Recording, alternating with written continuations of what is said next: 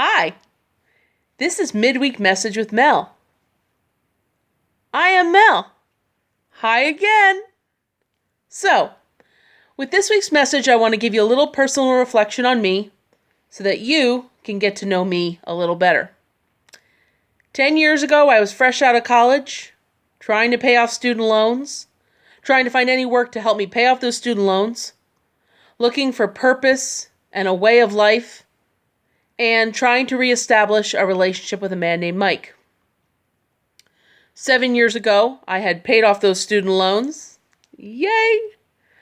And I had a multitude of part-time jobs, but now I was looking for that one job, that was going to be a career. I also at this time wanted to start settling down, and I also wanted to start to develop my relationship with God.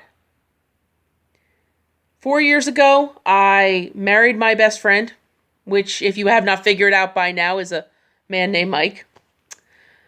Found a job that gives me purpose and fulfills me.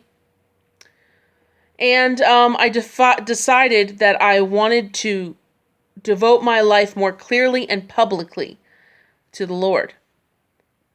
In the last 4 years, that has basically been my main goal. Why am I telling you all this?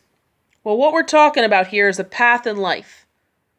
There are many paths in my life, many paths in the past 10 years I could have taken, and my life would have been very different. It could have been more fruitful financially.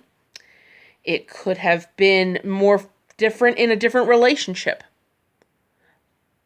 But my life is the path in life I am on now, and the reason I feel it's the right path is because of my development and relationship with God. He has chosen to help me in my path in life because I have chosen to ask Him for that help. How did I know to do that?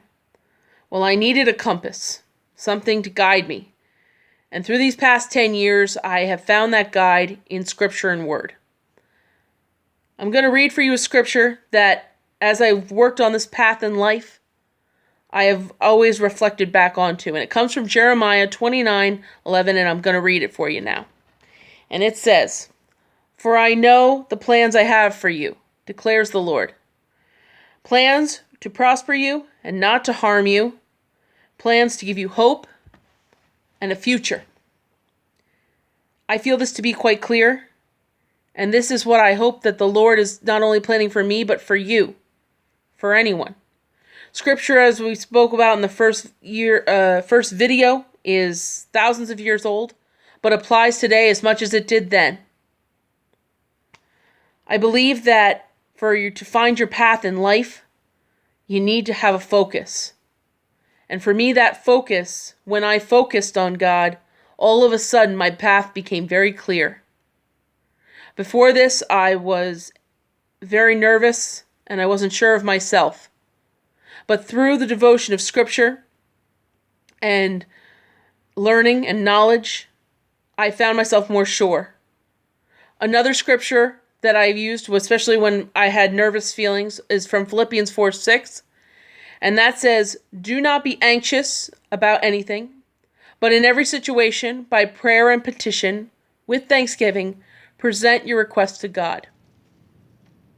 This verse talks about not being anxious. And it tells you how to do that. And the roughest translation I can give you is go talk to God. Humbly and truthfully about what you need.